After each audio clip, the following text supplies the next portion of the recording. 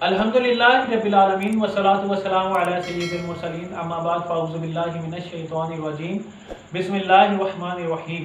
अस्सलामु अलैकुम वरहमतुल्लाहि व बरकातुहू। उम्मीद करता हूँ आप सब खैरियत से होंगे। अल्लाह ताला हम सब पे अपना फजल व करम फरमाए, रहम फरमाए, आमीन। आप देख रहे हैं वसीम कादरी चैनल। मैं सूफ़ी मोहम्मद वसीम कादरी आपकी खिदमत में हाजिर।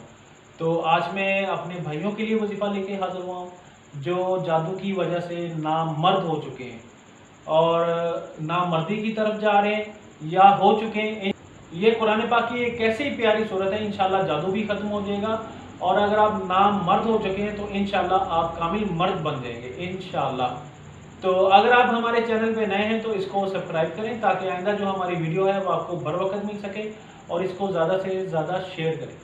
तो जादू की वजह से नामर्द हो जाना या किसी और वजह से नामर्द हो जाना, तो इसको ख़त्म करने के लिए आपने अभी जो मैं आपको वजीफ़ा बताने जा रहा हूँ ये आपने बड़े खलूस नियत के साथ करना है। उस 11 मरतबा आपने दुरूद इब्राहीम पढ़ना है और आपने 7 दफ़ा सूरह इब्राहीम पढ़नी है।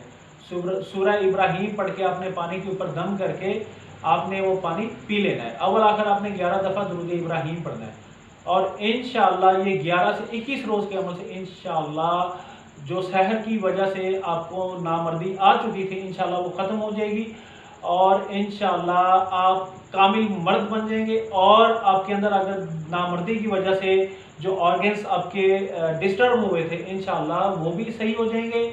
और उसके अलावा अगर आपके अंदर नामर्दी की वजह से जो आपके हार्मोन्स का लेवल ख़राब हुआ है, हार्मोन्स का लेवल गिरा है, इंशाअल्लाह वो भी अपनी बेहतरी जगह पे आ जाएगा।